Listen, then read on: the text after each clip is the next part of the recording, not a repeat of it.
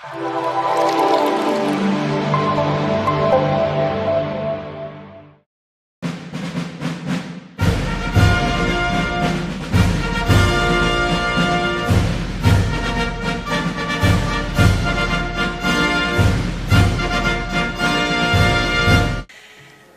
i gospodo, cijelo vrijeme ovdje ponavljamo kako prema istraživanju Europske komisije Hrvati imaju najniže povjerenje u svoje pravosuđe.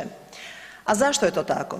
Ovdje ću navesti samo nekoliko razloga, odnosno slučajeva. Slučaj Bankomat. Kako opravdati činjenicu da 11. godinu od početka afere Bankomat HPB u kojoj je šteta veća od 600 milijuna kuna ni dan danas nemamo ni jednu presudu, makar prvog stupnja? U slučaju Bankomat dokumentirana je jedna potpuno nevjerojatna činjenica, a ta je da je uprava banke isplaćivala kredit u kojem je zahtjev bio ispisan rukom i bez ikakve popratne dokumentacije. Temeljem takvog zahtjeva isplaćeno je 33 milijuna kuna kredita. Svi mi obični građani znamo kada dižemo kredit za auto ili za stan moramo prikupiti kilograme dokumentacije, platiti bilježnike itd. Ali ovdje vidimo kako za kredit od 33 milijuna kuna nije trebala nikakva dokumentacija. Prvooptuženi Josip Protega, bivši šef HPB-a rekao je kako je bivši predsjednik Stjepan Mesić, koji je inače uz funkciju predsjednika u slobodno vrijeme lažno svjedočio protiv Hrvatske, nazivao upravu HPB-a te tražio da se isplati kredit tvrtki KIO Orahovica koja je inače bila u vlasništvu Mesićevih prijatelja. Mesić je to demantirao tvrdnjom da se on kao predsjednik države samo informirao o mogućnosti kreditiranja te tvrtke. Da nije apsurdno, bilo bi smiješno. Očito iz razloga što je Mesić upetljan u aferu Bankomat, taj se slučaj ne rješava. Jer zakoni se ne primjenjuju nad moćnicima u Hrvatskoj. Tu trebamo dodati da su to sve moćnici koji vuku svoje repove iz bivšeg sistema, iz UDBE, KOS-a i kako su se već sve te službe zvale.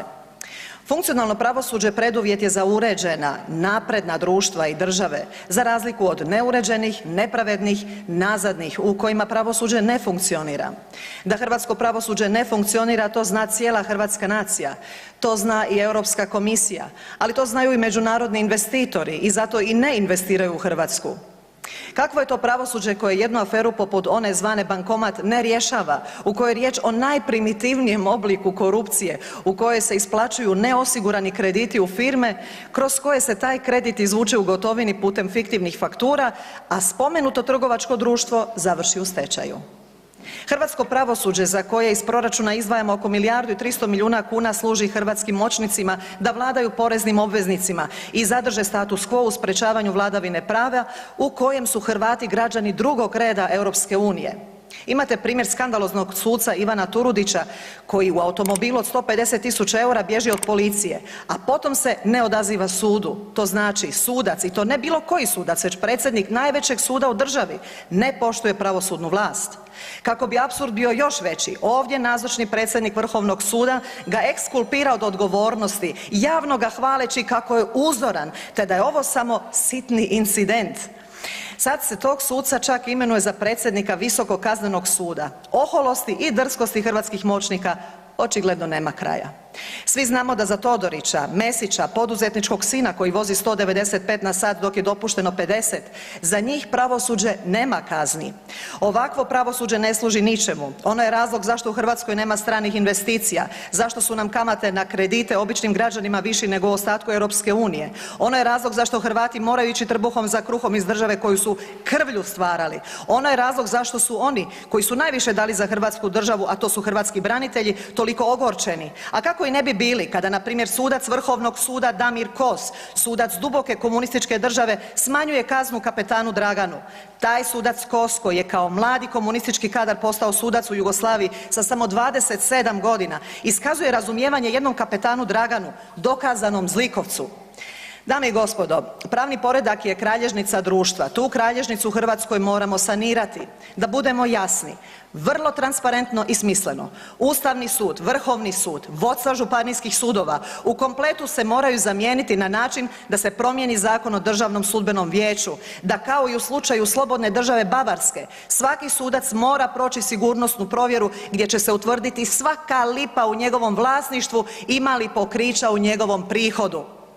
Jer nama trebaju suci koji su neovisni, to znači neucjenjivi, to znači nekorumpirani, to podrazumijeva da moraju biti pristojno plaćeni i naravno moraju slijepo slijediti Ustav i zakone, a ne moćnike. Hvala vam lijepa. Dakle, završno ću malo govoriti o razlozima zašto je percepcija građana o neovisnosti pravosuđa i kvaliteti pravosudnog sustava takva kakva je, dakle najlošija u čitavoj Europskoj uniji, jer moramo se pitati što je ono što građani vide. Ja ću se ovdje složiti da najveći broj sudaca zaista dobro i kvalitetno radi svoj posao, posebno imajući u vidu uvjete u kojima rade. Mnogi od njih rade zaista u neprikladnim uvjetima, bez informatičke podrške, na nekim sudovima još uvijek nemamo čak niti ono bazično osiguranje koje bi trebalo biti, dakle postoje takvi slučajevi i razgovaram sa svojim kolegicama odvjetnicama koje mi pričaju kakve se sve stvari na takvim sudovima koji su potkapacitirani događaju. I zato da, njima trebamo reći svaka vam čast na svemu što radite i hvala vam što uopće ostajete u tom i takvom sustavu. Međutim, s druge strane ono što građani isto tako vide je da se slučajevi političke korupcije ne rješavaju godinama. Da desetljeće prođe bez da imamo pravomoćnu odluku u onim slučajevima koji su vezani za političku korupciju, dakle za ono za što postoji najveći interes javnosti da se što prije riješi. Građani vide da i kad postoji presuda, primjerice sada za HDZ, ovdje prisutnu većinu, da su odgovorni za korupciju u slučaju Fimi Medija, da to ne utječe na mogućnost da oni koji su u tome sudjelovali sjede danas ovdje u ovoj sabornici i primaju plaću. Građani vide da njima za posao čistača ili čistačice treba i potvrda o nekažnjavanju i potvrda da se protiv njih ne vodi kazneni postupak, a da istovremeno to nije prepreka primjerice za biti gradonačelnik Grada Zagreba ili dužnosnik. Građani vide Mamića, bjegunca od hrvatskog pravosuđa koji se pridružio mnogima s dvostrukim državljanstvom u BiH kako video linkom svjedoči u aferi SMS.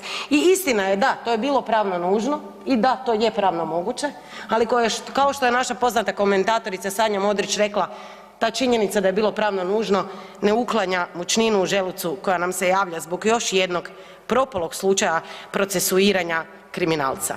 I to istog onog kriminalca koji javno optužuje predsjednika Vrhovnog suda da je uzeo mito od njega i da mu ga je osobno dao. Ja ne kažem da je to istina, mi to ne znamo. Nemamo čak niti istragu oko toga, koliko znamo, ili nemamo barem neke rezultate. Ali sigurno nije dobro za povjerenje građana u pravosuđe da se na taj način predsjednika Vrhovnog suda proziva i da je to uopće moguće. Građani vide Tomu Horvatinčića, krivog za smrt dvoje ljudi, osuđenog na 4 godine i 10 mjeseci zatvora, prije točno godinu dana mu je postala pravomoćna presuda, 4.12. kako se dobro sjećam, kako ovih posljednjih godinu dana pije kavu na Cvjetnom i kako još uvijek nije u zatvoru jer ima zdravstvenih problema. Jer inače svi drugi građani koji imaju zdravstvenih problema ne idu u zatvor. Stoje na Cvjetnom, piju kavu. Građani vide Bandića s više od 10 potvrđenih optužnica, kako bez maske na licu kupuje bunde djevojkama 3 puta mlađima od njega, Bandića za kojeg je pravosuđe trebalo 5 godina da mu samo potvrdi optužnicu u slučaju Agram, a do presude ćemo još čekati ko zna koliko. U međuvremenu njegovo delanje ide dalje, a slučaj žičara samo je jedan u nizu tih poslova. Građani vide kako se kao bitna činjenica u životopisu za kandidaturu za glavnu državnu odvjetnicu navodi to da joj je otac bio domobran i na križnom putu. Pa dajte mi recite, molim vas, u kojoj državi se u životopisu za jednu od najviših funkcija u pravosuđu stavlja takva neka osobna povijesna činjenica u vlastitoj obitelji? I za šta je ona šifra? Po čemu je ona relevantna za tu poziciju? Po čemu je ta činjenica bitna za evaluaciju njene sposobnosti da bude državna odvjetnica? Građani primjerice danas vide da će Akelić, bivši zamjenik glavnog direktora HUP-a nakon odbacivanja prijave za seksualno zlostavljanje jer oštećene nisu podnijele optužni prijedlog u roku od 3 mjeseca, odšetati natrag u HUP i najvjerojatnije još i dobiti odštetu. Još će mu to sve i biti dobro plaćeno. Građani i poduzetnici koji se javljaju na natječaj za bagatelnu nabavu znaju da u Hrvatskoj ne postoji mogućnost niti žalbe niti spora protiv odluke u postupku bagatelne nabave, ne znam da li to znate. Nota bene, bagatelne nabave u Hrvatskoj ukupno iznose na godišnjoj razini 11 milijardi kuna. Ne postoji pravni lijek jer je ZUS, dakle jer je Visoki upravni sud rekao da to nije upravna stvar. To je ono što građani vide, pa se pitajte iz kojeg razloga je povjerenje tako nisko. Hvala vam.